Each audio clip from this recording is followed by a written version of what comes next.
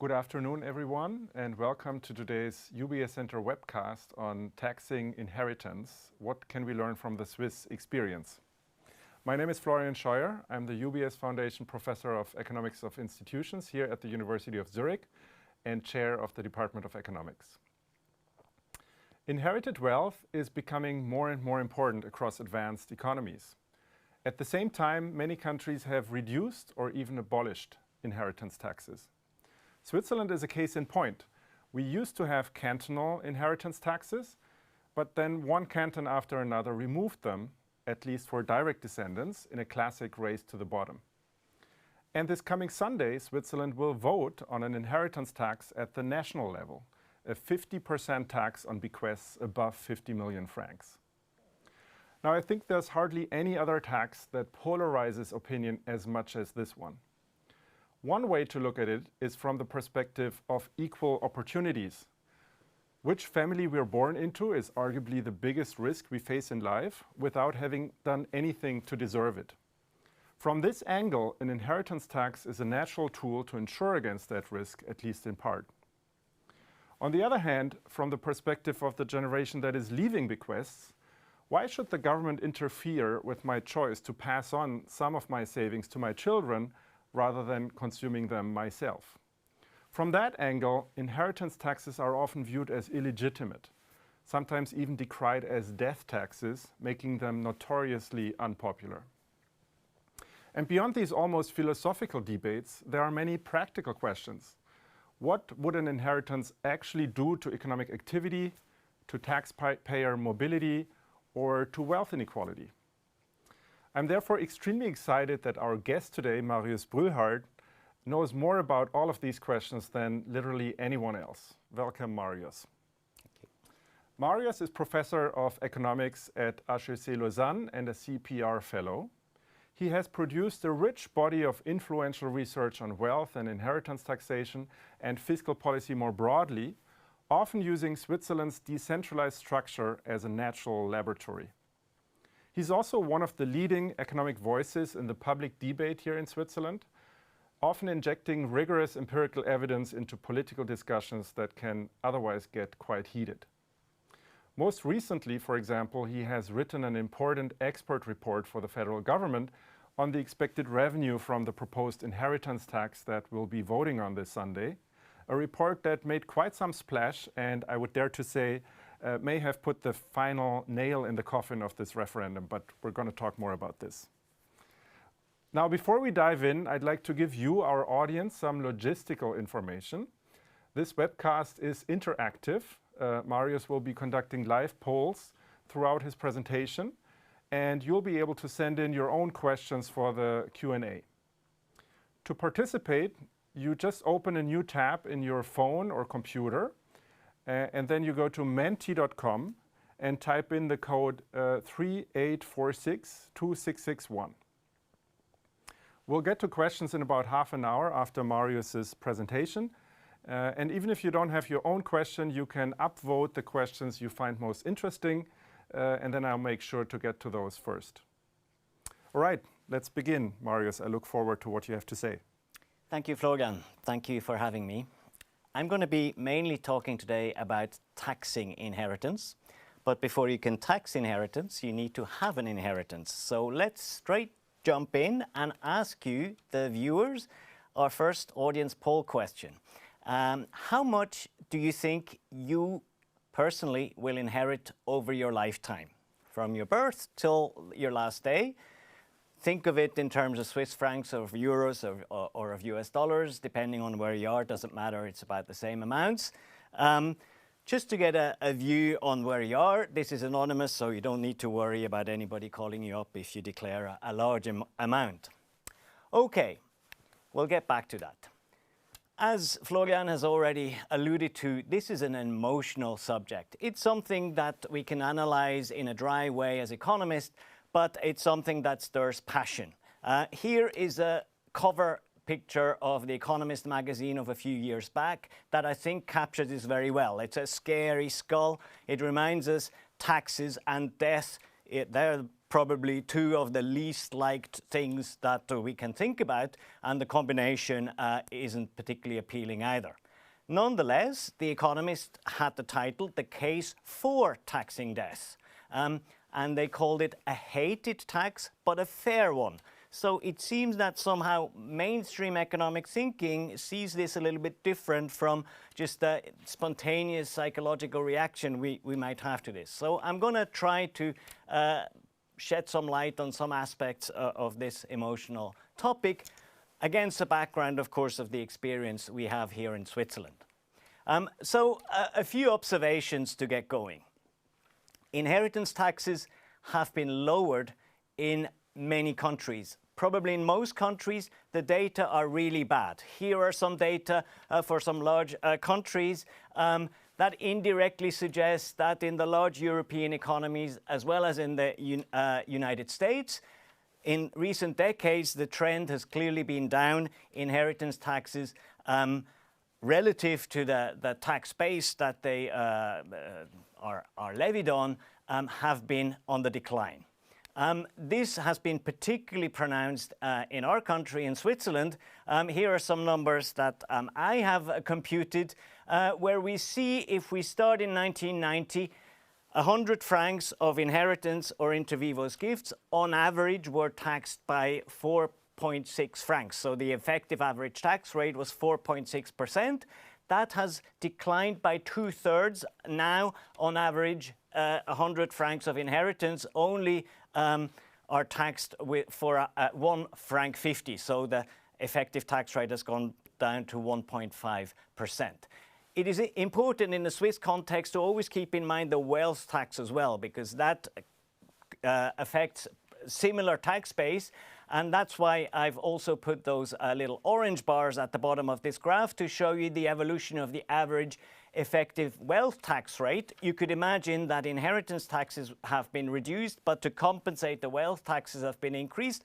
But no, on wealth taxes, the trend has been downwards as well, less starkly than for inheritance taxes. But overall, wealth in inheritance has been subject to lower taxes over time in Switzerland. This is a very clear trend. Against the lowering of taxation, we observe an increase in the volume of inheritance. Often people like to cite the nominal values. I'll come to this in a moment, but it's important to keep in mind that the increase in inheritance is also visible when you scale it to GDP or national income. So when you take account of the fact that there is inflation, there's population growth, there's productivity growth, even relative to that, the trend in inheritance in Switzerland, as well as in other mature economies, is clearly upwards for the last 50, 60 years. What's behind this? Well, this trend of growing weight of inheritance in the economy as a whole can be clearly traced to the fact that wealth to income ratios are increasing. So to be able to inherit a lot, well, there has to be a lot of wealth among the living. And here are some very interesting time series put together by Enea Baselja and Isabel Martinez at ETH Zurich, who over more than a century have tracked these wealth to income ratios for Switzerland and the three largest Western European economies. And what we see, particularly at the end of the series, since the financial crisis of 2008 and 2009, that wealth to income ratios in Switzerland have literally exploded. They have gone from 500% to almost 800%. So that the value of assets held by private persons has increased massively, likely linked to the fact that interest rates were very low. But that is really the mechanism that lies behind this increase simultaneously also of inheritance. So here is a graph that many people have liked to show in recent weeks in Switzerland. My calculation of the volume, the nominal volume of inheritance, and the sort of catchy number here is that my guess for 2025 is that we're hitting the 100 billion mark of inheritance and inter vivos gifts in Switzerland. So if you see the dark blue line here, that is a sort of my macro estimate extrapolated from very rough data using a method pioneered by Thomas Piketty. Recently I've been able to do the same analysis but bottom up from micro tax data in the canton of Bern, and that is the dashed blue line that you see jagging around the dark navy line. And the reassuring part is the order of magnitude seems to be right of my macro estimate, so those 100 billion really are a realistic estimate. The thing that jumps out from the picture, of course, is this huge spike in 2011. What is this? That was the last time we voted on inheritance taxes in 2015, and there was a short period in 2011 where people could still make inter vivos gifts without it being touched by the retroactive effect of the inheritance tax had it been voted in. It ended up not being voted in, but there was this wave of what I like to call panic gifting, where people were rapidly gifting often their houses to their children to avoid the risk of having to pay an inheritance tax later, which is already an indication that there is some sensitivity. Taxpayers do try to avoid this tax if they can. More about this later as well.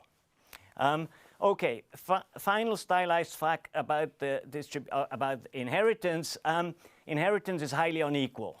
So if we take the Swiss numbers again, 1/3 of the total cake of inheritance goes to only 1% of heirs. And more than half of all inheritance goes to the 5% richest or luckiest heirs, if you like. So very concentrated on a small number of people who inherit large amounts. Now, if you compare these numbers, however, to the concentration of wealth among the living, you see that inheritance is actually less concentrated among very few people than wealth of the living. Wealth is even more concentrated in few hands. So what does this mean? This actually means that inheritance on impact, the day that people inherit, actually has mechanically an effect of reducing inequality. Why? For the simple fact that typically there's more than one heir. So if a billionaire dies and has 2 children, then the 1 billion fortune of the decedent becomes 2.5 billion fortunes of his or her 2 children. So there's kind of, it's not actually that interesting to look at it in this way. What is more interesting is to see what do heirs do with what they inherit over time. And for this we have a really nice study from Sweden where they were able to track what heirs do, and they find that in the medium run inheritance does increase inequality. Why? Because heirs of smaller amounts, they spend it, they go on holidays, buy a new car, reduce their labor hours, whereas heirs of big amounts, they further accumulate the wealth that they've inherited. Okay, this is the moment now to maybe to look at the results of our little poll. Our viewers, what sort of expectations do you have? So what I see here is that we have a little bit of everything. Some people who expect to inherit next to nothing, less than 10,000, and they are much more numerous than the people at the other end of the scale, the people who expect to inherit more than 50 million. Those would be people who would be affected by the referendum that's going to be held here next weekend. So nobody who's viewing live will be directly affected, but there may be indirect effects. I'll talk about that too. And the bulk of people expecting to inherit somewhere between 100,000 and 1 million. That reflects, I think, also quite well the distribution that we observe empirically among the larger population here in Switzerland. Okay, let's go back to my presentation. What I'm going to try to do here is answer 4 questions. I'd firstly like to briefly say, well, why is it that inheritance taxes are quite popular with many economists? Disliked instinctively by a lot of people, but economists who think about it actually then tend to often develop favorable views. Why, secondly, are inheritance taxes being lowered nonetheless. We like them, they're going down, what's going wrong? Third question, specifically on this proposal that we're going to vote on in the next few days, is this a good idea? And then a fourth question, I hope I'll have time for that, is there another way of doing something about inheritances, that they are less concentrated, about spreading the wealth at intergenerational transfers, other than taxation? Okay. Why are inheritance taxes popular with many of us?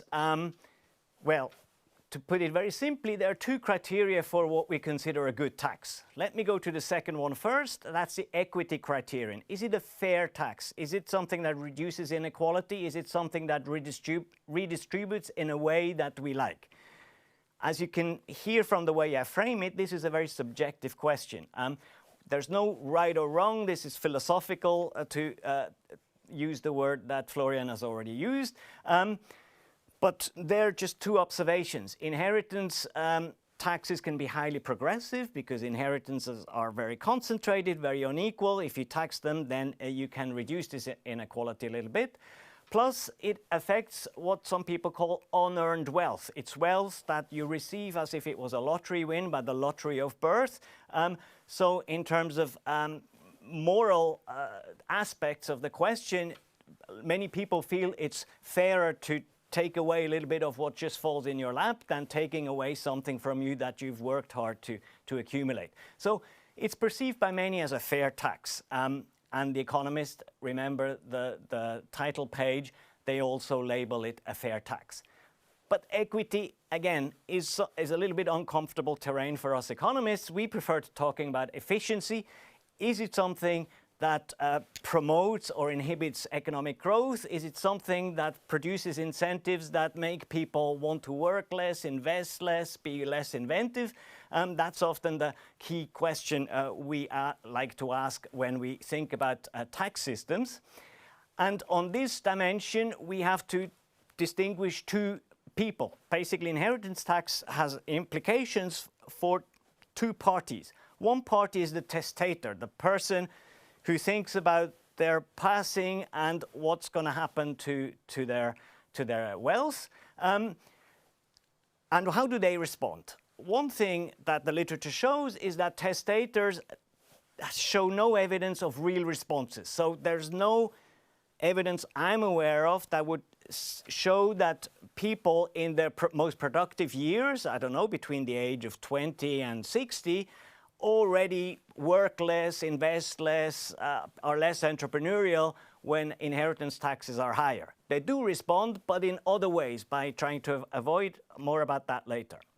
On the side of the heirs, however, the people who receive the inheritance, there is clear evidence of negative labor supply responses, especially to large inheritances. So this makes the inheritance tax one of the rare cases of a tax that actually incentivizes economic effort. In that sense, there's not even the usual trade-off between equity and efficiency. They both go in the same direction. And let me talk quickly about a recent piece of research I've contributed to bolster that case. So together with my colleagues in Lausanne, Aurélien Heckem and Enrico Rubolino and Isabel Martinez at ETH here in Zurich, we have looked at tax data for the canton of Bern, where we've been able to trace responses to more than 135,000 large inheritances. When I say large, I mean bigger than 10,000 francs, so non-trivial amounts. And what do we find? Big finding is that on average, people who inherit, they reduce their labor earnings afterwards and they reduce them permanently. So a larger inheritance implies a larger drop in labor earnings, and that comes out very clearly from the data. My favorite graph of that paper is this one here. This is where we try to split up these responses of heirs to in terms of how much they work afterwards by age group. So the horizontal axis here splits the population in 5-year age brackets, and we see two sets of data. So if you look at the red line, what is the red line? The red line basically gives you the distribution of inheritance, the age distribution of inheritance. You see it peaks around age 60, so the average age of inheriting in Switzerland now nowadays is 60.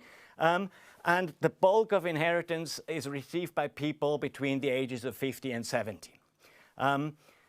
Younger people below 40, they get less than 20%, less than 15% actually of all inheritance. So that's one side of the picture. The other side of the picture are those blue dots. What are they? Those are our estimates of the labor supply elasticity to inheritance shocks. So same inheritance, somebody aged 35 or somebody aged 55, who reacts more by reducing their labor earnings. And clearly, as you see in the picture, the strongest responses, the biggest sensitivity to getting an inheritance is observed at ages 55 to 60 and 65 to and 60 to 65. The responses, however, at all ages on average are negative. So at all ages when you inherit, on average that makes you more likely to work a bit less, to earn less, to reduce your hours, or to have a less well-paid career. But this effect is most pronounced at ages 55 and up. And what is behind this, we also in the paper are able to show this is mainly driven by early retirement. Basically, having a higher inheritance makes you more likely to avail of options to retire early. And that's why we have this coincidental pattern where it's exactly at the ages when the bulk of inheritance arrives that people are most sensitive in terms of their labor supply responses. And that means that inheritance may not be a negligible driver behind lower aggregate labor supply and maybe lack of labor issues, particularly in a country with basically full employment such as ours. But the question then is, okay, how does that aggregate up to the macroeconomy? This is a nice picture, but what does it mean in aggregate? And we've also tried to estimate that. Before we can put a number on it, we have to, however, take account of the fact that inheritances for most people don't come as a complete surprise. You already know if you have rich parents, you know that you're going to get some inheritance if your parents or whoever is close to you has big means. So we have to also factor in this anticipation, this anticipated labor supply response. So for instance, somebody may work a little bit less hard already in their 40s because they know that they'll be okay financially when they retire, so they don't need to accumulate so much retirement savings and so on. So we use lottery wins as an alternative source of wealth shock to model complete surprise wealth shocks, and then we have a little model where we can try to back out what is the anticipation effect of inheritance. And to make a long story short, our headline number is that if you just totally took away inheritance from this world, GDP through higher labor supply would be about 1.1% bigger. And we call this a little bit strongly the output cost of inheritance. Now, is this a big number or a small number? My reading of this is actually not a very big number. This is 1.1% more GDP if you took away all inheritance and threw it in the sea. If you're thinking more realistically, okay, if we tax away 10% or 20% of inheritance, then the implied GDP effect would be 0.1, 0.2%. It's not massive, but it's still telling that here we have a tax that if you raise it, will actually, according to this mechanism, increase GDP rather than lowering it. Okay, so, that's one way of looking at it as an economist, and that's why many economists see this tax as pretty favorably. Why then did it decline the way it did? And to shed some light on this, we can again look at Switzerland. And studying the decline of inheritance taxes in Switzerland will allow us to do two things. We can firstly identify the political arguments that are typically invoked, and then we can test the validity of the main argument that was invoked. So here is a map of tax rates on direct descendants, inheritance tax rates across the Swiss cantons. You see that there are really only two left that have something, you know, that merits the name in Western Switzerland, Vaud and Neuchâtel, and then some residues of a tax in some Swiss German cantons. But basically, inheritance tax on direct descendants has been abolished pretty much everywhere, but only in 1990 that map would have been orange almost all over. So what happened? Here's a table that surely you can't read, but let me tell the story behind it. So inheritance taxes, they fell like dominoes. What happened is in 1990, in the canton of Thurgau in the northeast of Switzerland, there was a referendum to do away with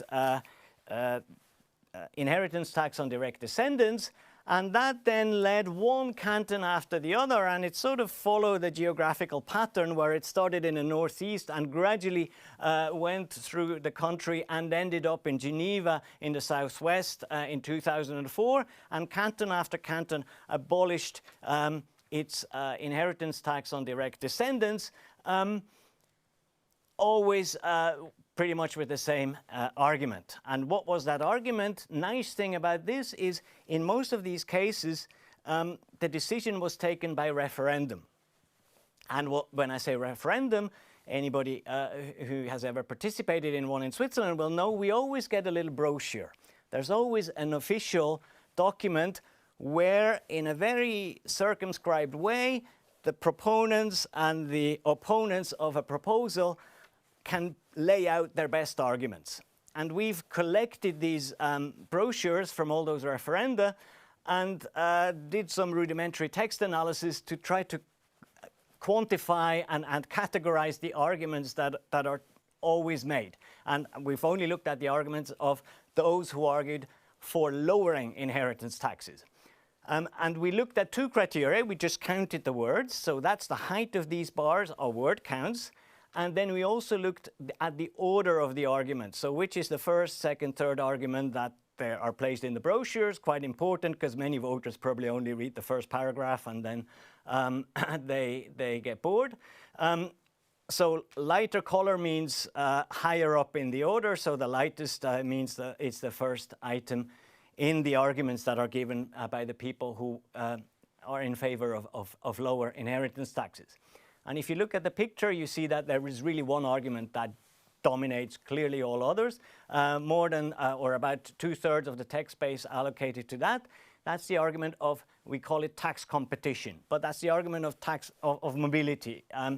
If our neighbors have just done away with the inheritance tax, if we don't follow suit, then our rich elderly taxpayers will run away and go and live in the other canton. And that dominates everything else.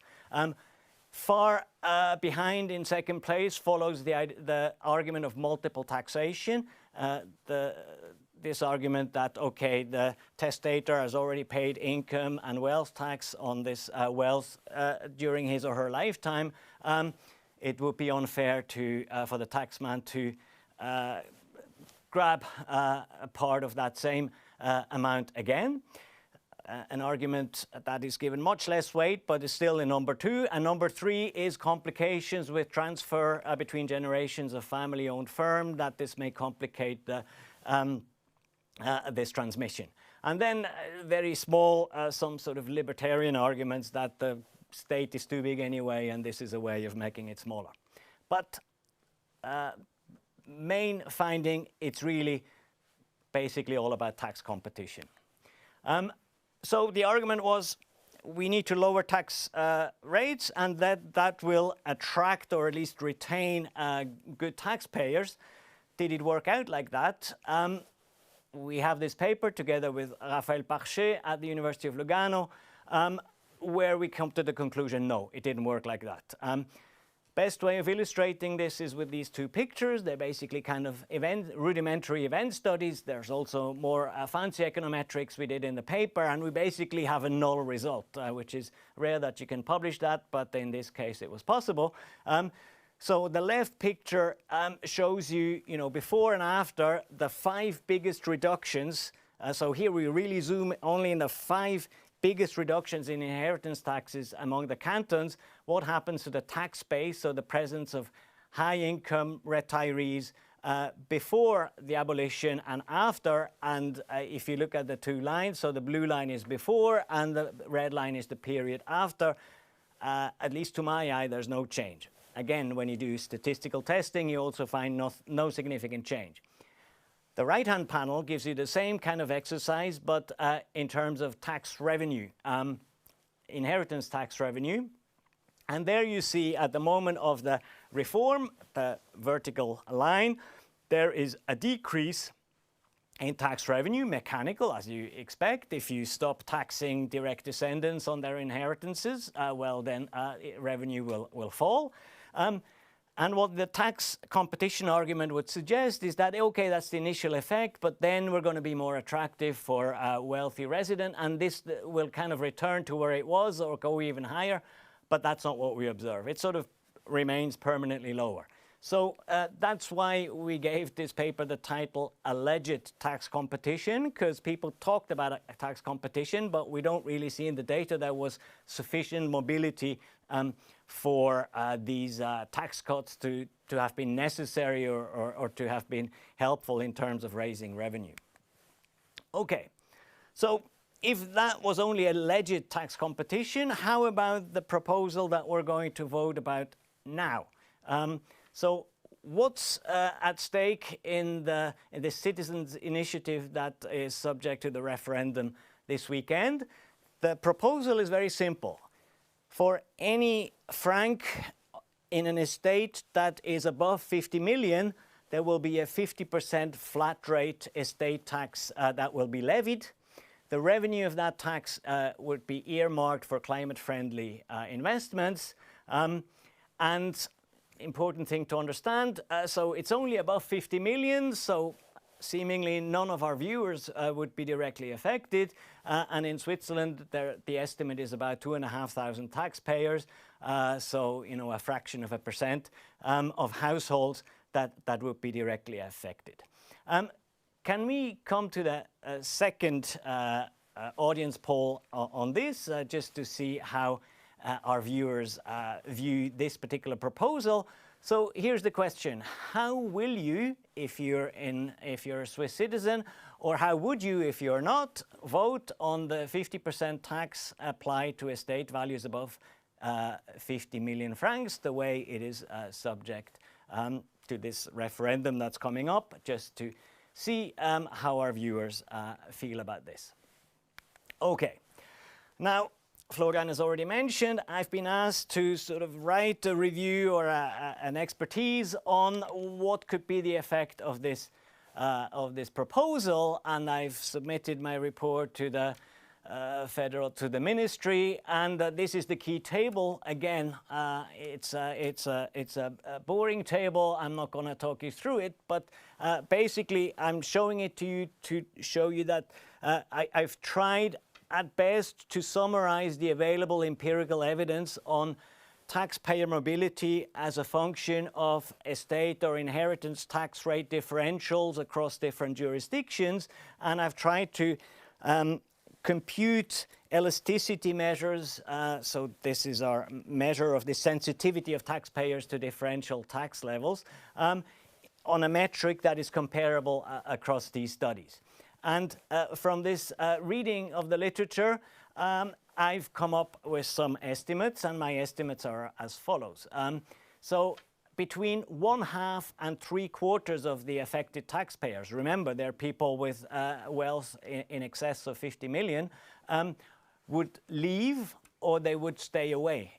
The stay away bit is important for Switzerland because we are a country where the production function of millionaires is not just domestically based, but it's also based on imports of millionaires or billionaires that come from outside.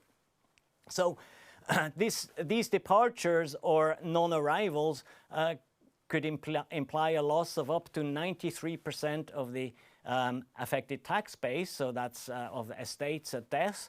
And of course, when people leave, wealthy people leave or don't come while they're still alive, that also means that they don't pay their normal income and wealth taxes in Switzerland, and they pay them at the place that they have chosen to live in instead. So when you add that up, my sort of headline estimate is that the net effect on overall tax revenue is somewhere between a loss of 0.7 billion and a net gain of 0.3 billion Swiss francs. But you know, relative to the 170 billion tax income in Switzerland, this is basically peanuts. It's basically a zero that's slightly positive or slightly negative. So in view of that, let's see how our viewers view this proposal. I see the results here, and there's a clear majority, 64%, who would not favor this proposal, who are opposed to it. 26% are favorable, and 10% who abstain. Seems like our viewership, probably according to the polls at least, reflect pretty well the sort of distribution of opinion also in Switzerland, but we'll find out the precise numbers in a few days. Okay. So one question then people ask is, so why would mobility be a problem now in this proposal, and why was it back when the cantons did all their tax cutting on inheritance? And my answer is magnitudes. It's a totally different level of reform that is being proposed now than what we had in the 90s and in the 2000s. So my guess of the average change of the effective tax rate of the current proposal is somewhere between plus 28 and plus 39 percentage point. It depends whether you weight by the number of taxpayers or whether you weight by the number of taxable francs of estates. Obviously, the average change in the tax rate is not 50% exactly, because that's only the top marginal tax rate, but because there's such a strong skew towards the very largest of these estates, the average is still somewhere between 28 and 39, depending on how you weight. And if you look back at these reforms in the cantons, there the average implied change in the effective tax rate was of the order of 2.4 percentage points. So an order of magnitude smaller than what is being proposed now. So we're just looking at different dimensions. Moreover, then it was always tax cuts, whereas now it's a tax increase, and there's also a literature that shows that people react more strongly to losses than they react to gains. So an increase in the tax level is likely to stimulate stronger responses than a decrease in taxation. Okay, to make this further, to clarify this further, here an illustrative inheritance tax Laffer curve, the famous or infamous curve that shows that you know, you can push tax rates too high. At some point, taxpayers will stop complying. They will run away or stop working or find ways of avoiding the tax, so that the tax is self-defeating, that by increasing tax rates, you actually lower tax revenue. And that mechanism is obviously a mechanism that's plausible. It's often rhetorically abused as saying against any sort of tax increases. But here, you know, if you look at this picture, what I show on the horizontal axis, and again, this is illustrative only, this is not real data. On the horizontal axis are different assumed levels of this estate tax. And then you see the blue dashed line, that's the inheritance, the estate tax revenue, the tax revenue from this tax itself. And the orange line is the revenue from the income and wealth tax that these wealthy people pay if they stay. But underlying this picture is the assumption that there is a constant elasticity of outward mobility, so that the higher you push this inheritance tax rate, the lower is the orange line. So you lose taxpayers, you lose income and wealth tax while they're alive. And even the blue line, the inheritance tax revenue, it doesn't increase forever. At some point, even that starts decreasing it as well. And the sum of the two, which is what we really care about, has this non-monotonic shape. So somewhere there is an optimum. Where that optimum is, of course, is another question. But 50% may be beyond the optimum. Okay. As I said, I want to finish on something that is not taxes, but is inheritances. So there's more to inheritance than taxes. There's actually more that constrains our decisions as testators than how much our heirs will have to pay. And that's the inheritance law. And it turns out that inheritance rules are actually quite constraining in civil law countries. Switzerland is a civil law country, and in civil law countries we have compulsory shares that you have to leave to certain people, typically your children. You cannot disinherit your children. And there are often many other rules that constrain the freedom you have as a testator to leave your wealth to whoever you would like to. So the question is, could this be an alternative way of spreading the wealth at the moment of intergenerational transmission? Just give people more freedom. Don't force them to give it to their children. You know, if they think somebody else is more deserving, let them avail of that option. So what you see on this picture, let's just talk about the horizontal dimension here. The horizontal dimension is a measure called testator freedom, and that was is a measure of how freely testators, as the name says, can dispose of their wealth at the moment of their passing. So this is data collected by 3 economists published in an AER paper 15 years back. And what you see very clearly, there is a whole bunch of countries that align at value 1. There you have total testator freedom. That's typically the Anglo-Saxon countries, the common law countries, former Commonwealth countries, where you can basically do what you want. You can disinherit your children if you prefer to. There's nothing forcing you to leave a minimum part to your children. And then if you look at the rest of the data points, you see that many countries do not have complete testator freedoms. Actually, the majority of countries are to the left, are below 1. And we see 2 points for Switzerland. Switzerland in 2005. 2005 is when we observe all the other countries in this picture. And Switzerland in 2023. And you see that Switzerland 2023 has higher testator freedom than in 2000. So Switzerland had a reform where they liberalized a little bit the inheritance law, and that's an interesting case to study. So the 2023 reform of Swiss inheritance law, what did it do? It did 2 things. It reduced the compulsory share we have to leave to our children, if we have any, by 1/3. So you could give more to other people and less to your direct descendants. And it abolished completely any compulsory share by surviving parents. So if I die today and my parents are still alive, in theory, I wouldn't need to leave them anything, that they have no automatic claim. So of course, how much extra freedom that buys you depends on your family circumstances. Do you still have living parents? Do you have children? Yes or no? If you average across family constellations, you find that the freely bequeathable share increased by about 20 percentage points. So that's non-trivial. That explains the jump. If I can go back to the picture before that, explains that rightward move of the Swiss testator freedom measure. So 1/5 of our estate on average, we can now freely give to whoever we want, where before we were constrained about who to give it to.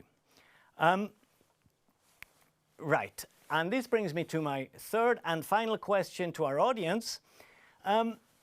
Imagine yourself as a wealthy, elderly, widowed parent. So you have children, you're rich, you're quite old, and your spouse has gone before you. Suppose also that your children, they are independently financially secure. So what share of your estate do you think you will want to give to your children? You have 6 different options. I'm curious to find out how you feel about that particular question. Okay, now how can we try to analyze what this reform did? We have some novel data taken from online wills. There is an online will preparation service called Dein Adieu in Switzerland, where you can freely and anonymously prepare your will. It's an online tool. You get these sliders, you see the picture. And what is nice about the tool is it already limits you to the legally allowed allocation of your estate. So if you have children, the tool already knows, okay, he cannot go below whatever their legal share is.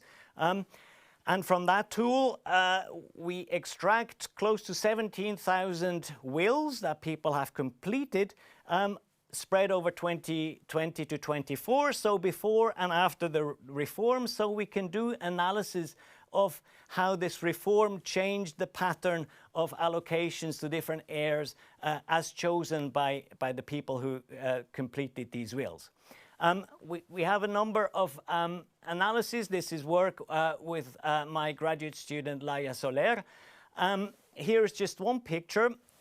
We only consider people aged over 65 because their wills are more likely to become relevant than the younger people's. And you see 2 configurations here. On the left, you see people who still have a living spouse or life partner. And what you see is the blue bar is to what extent they avail of the extra new freedom they were given due to the reform. So you see they don't exploit 100% of the new freedom, but they exploit a big chunk of the new freedom. So clearly the rules were constraining before. And what you also see is that who benefits mainly, well, it's the surviving spouse. So people clearly prefer to leave less to the children, give more to the surviving spouse or partner if they have one. More interesting is probably the second decedent, the second member of a couple who dies, because often the first member of the couple has this desire to leave it to the second. But what happens when the second one goes? And that's on the right side panel. And you see that there is, they want to take away less from their children, so the blue bar is less strong, but it's non-negligible, and there is some redistribution away from the core family, more given to charities, more given to other people. And if I extrapolate from those findings, I come to the conclusion that if you completely liberalized these rules in Switzerland, you could get up to 16 percentage points additional wealth diffusion beyond the nuclear family at the moment of transmission. So to finish up, what have I tried to show here? Inheritance is growing faster than incomes, not just in Switzerland, in many countries. Inheritance taxes have been lowered, not just in Switzerland, other countries as well. Inheritance taxes score well on efficiency and equity grounds. Taxpayer mobility is an issue. It can be political rhetoric or it can be a real concern. It all depends on the magnitude of the tax change that is considered. And liberalization of inheritance law can support wealth diffusion without coercion. Maybe a complement or even, in some cases, an alternative to higher taxation. Thank you very much. Oh, and before I finish, I forgot, we have the results from our poll. Very nice thing to end up on. What share of your estate would you like to leave to your children? We have a modal response of 33 to 66%. I imagine these are a lot of people thinking, if I give half to them, that's okay. 17% who want to give everything to the children, 4% want to give nothing. And if I take the nothing and the 0 to 33, I said they're more than 10%. So these people would not be allowed by current legal system in Switzerland to do what they want. So clearly, those laws impose constraints. Thank you all for responding. Thank you, Florian. Thank you so much, Marius, for this real tour de force on inheritance and taxes, everything we needed to know. A fantastic presentation. Now, before I start with the first question, I'd like to remind everyone watching that you can still submit your own questions. I've actually received a ton of questions already, so we'll get there. But if you want to add anything or vote on the existing questions, just go to menti.com and log in with the code 38462661. Great. So while I'm still waiting for more questions to come in, Marius, I wanted to start with the first question, which is, you've argued very convincingly, I think, why the proposal that we're voting on this week is probably not a good idea. And if we look at the poll results from today, that suggests that it will probably be rejected, which means that in Switzerland, maybe the discussion is kind of over for the next couple of years, given such a result. But broadening the perspective, other countries are also discussing inheritance taxes. In Germany, there's a discussion. In France, there's a discussion. If this proposal is not a good one, if you could design an inheritance tax from scratch, basically, what would it look like? You showed these interesting Laffer curves where, around 20% tax rate, if you look carefully at the green line, seemed like the revenue maximizing one. Would that be a proposal that you would support, a 20% tax rate above a certain threshold, or what would be actually something that you would find a good inheritance tax? You have to distinguish two things. What do we, as economists in the abstract, consider to be fair and efficient? And what do we think has a chance of finding a majority in the democratic system? Because 10 years ago, we voted on an inheritance tax of 20% above 2 million. That's more or less what you've just sketched as a potentially ideal solution. It was voted down by 71%. So clearly, even as economists, we think we'd rather increase this tax and maybe take a little bit of the tax burden of other taxes, corporate taxes, for instance, or taxes that, more stifling of innovation and investment and effort. But the inheritance tax has this emotional hurdle to take with a lot of people that transcends our economic analysis. And you always have to keep that in mind. So either we want to make just an abstract academic suggestion and think, okay, calculate the Laffer peak and that would be ideal, or we try to think pragmatically what stands a chance of passing, and there the calculus is quite different. There you have to go for lower rates and higher exemptions. Now, it's not about just the rates and the exemption amount. I think one argument that came up very prominently in the discussion here in Switzerland and in other countries too, if I think about the US discussion about the estate tax, which often focuses on this death tax aspect, one thing that always comes up is family farms, family businesses, family business transitions, that it makes it hard for family businesses to be transferred to the children, then the heirs might have to sell the firm, and that is perceived as a big threat to economic activity. So now some countries have responded to that by essentially exempting business wealth from all estate taxes. Germany, for instance, is a case like that, which of course also opens up the possibility to avoid the tax by relabeling wealth strategically in the decades before death. But do you think this is an important argument, or does it get too much attention in the public debate? So politically, it's potent and important and often made. Economically, I think it's much weaker. Because family, it's not the firm that is threatened, it's the stake in the firm of the heir. So, that's why we have joint stock companies. It's to separate the substance of the firm from the composition of the owners. So, if I'm the heir and I get a 60% stake in the family firm, if I have to pay a 50% inheritance tax, I can sell 30% of my stake. Suppose there's no other liquidity around or any other assets that I can use to pay this bill. I might lose my majority shareholding. It all depends on the exact configurations. I may still have a blocking minority, so there are devils in the detail. But if you're used to being the absolute ruler over this firm as a family member, then it can be painful because you will lose a little bit of control. That the family firm heirs and also owners and builders of family firms have a problem with that, I can understand. But economically, it doesn't mean that the substance of the firm has to be threatened. You can even make a case that sometimes a little bit of new blood every 30 years in a firm can be actually something that dynamizes certain firms. There is that argument, right? But on the other hand, there might be illiquid markets for some of these privately held businesses where it's not so easy to sell, or you might have to sell at a discount, or you might have to sell to some foreign investors who then, which might be politically unappealing, or who are going to reorganize the firm drastically, which I think is part of the concern there. But clearly, there might be an upside, I agree, with actually have some transitions that are not within the family itself. Now, another argument that comes up here in the questions quite a bit is this fundamental question about the wealth tax versus the estate tax. In a sense, one reason why maybe, especially in Switzerland, there might be opposition to this inheritance tax proposal is that we already have a wealth tax, which in many ways is kind of similar to an estate tax. If you think about an estate tax with some flexible payment schedule over 20 years, it ends up as a wealth tax essentially.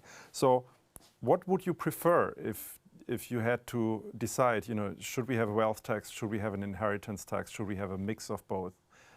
What are the advantages and disadvantages of these two kinds of approaches? I would prefer a mix of both. I would prefer a mix of both, but before I say why, let me just remind you, both those types of taxes have been going down. They're effective tax rates, so it's not like that the reduction in inheritance tax has been compensated by an increase in wealth tax. They've both been on a downward trend if we just want to see the tendency of these forms of taxation. What are the pros and cons? So the wealth tax is something basically that penalizes the person who accumulates the wealth themselves. You yourself have prominent research on startup firms and the wealth tax that could really be hurtful to firms that are in a growth period. So you want to be careful about that. I think a wealth tax has a much bigger potential to stifle innovation and growth than an inheritance tax has. But the wealth tax has certain advantages. Firstly, it is a much more stable source of income because it's annually. It doesn't depend on occasionally large estates that happen once in a while. And it also helps the authorities keep track of the wealth. That is an often underestimated positive aspect of this. And the inheritance tax, in turn, has all the advantages that I think I've just talked about. So a combination of the two, both at moderate rates, is a pretty attractive mix. I'm not going to add the capital gains tax into the mix, which would be another way to actually tax capital income. But let's leave that for another time. I fully agree with the enforcement argument in favor of the wealth tax, right? Because I think one problem with the estate tax is that enforcement is really hard.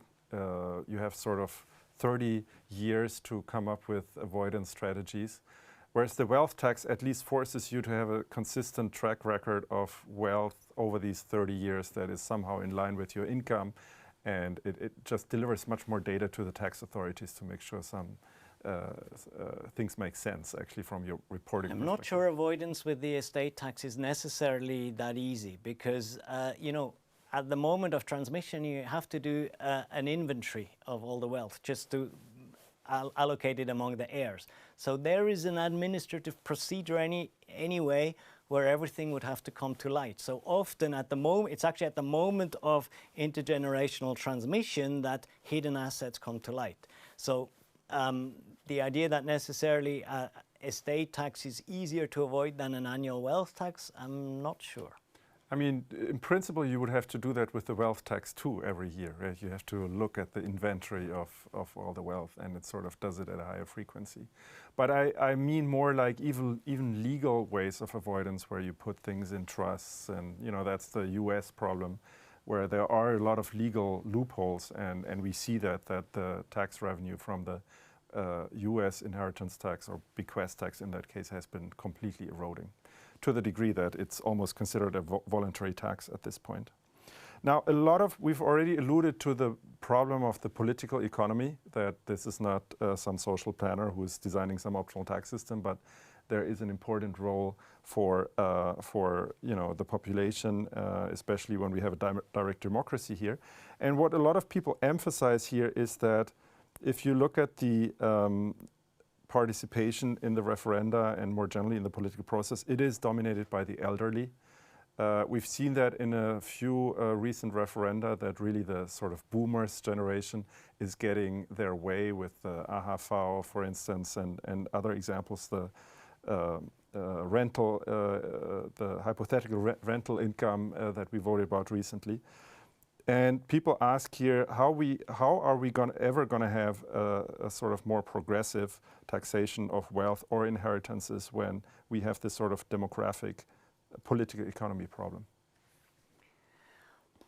I'm not a political scientist, but yeah, it's a good question. I mean, this imputed rent result really shook me more even than the 13th AHV.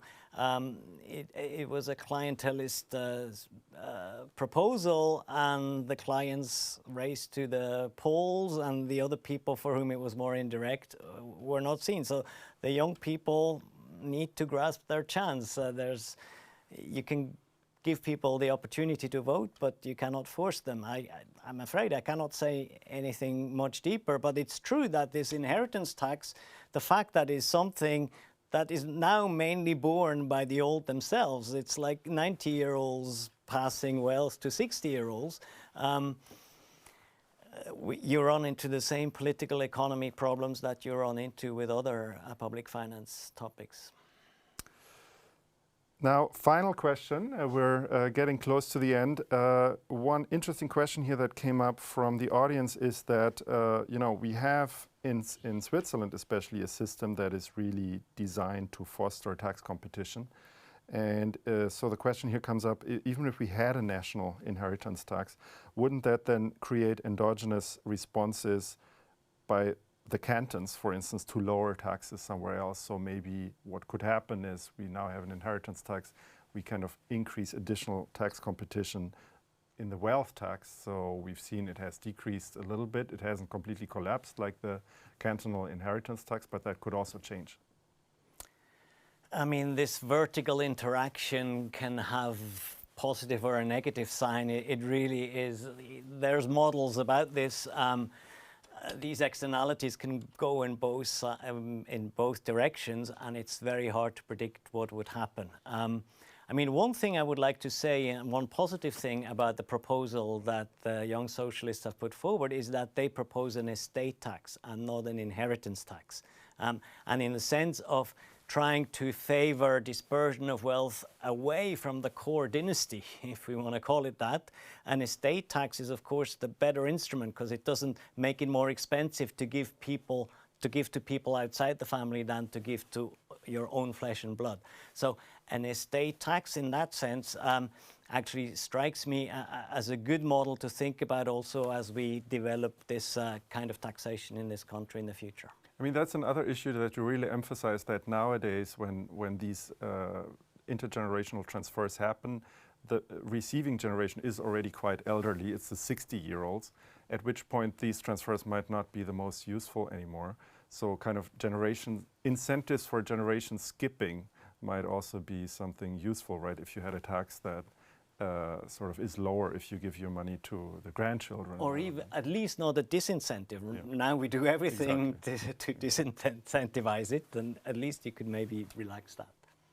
Fantastic. Thank you again so much, Marius, for being with us here today and sharing all this expertise. I think it's been really useful. And for those in Switzerland, I hope it's been useful to make up your mind if you haven't voted already about how you're going to vote on Sunday. Thank you all for also sending in all these very interesting questions and for participating tonight. We would be delighted to welcome you back after the holiday season. In fact, on January 14th, we will have Cass Sunstein here at the University of Zurich, who will give a public lecture titled, "What is Liberalism and Why is it Important?" Sounds very interesting. Registration for that event will open soon, so stay tuned. We'll stay in touch, and as always, we really appreciate your feedback, so please feel free to share your thoughts with us anytime. Thank you and goodbye.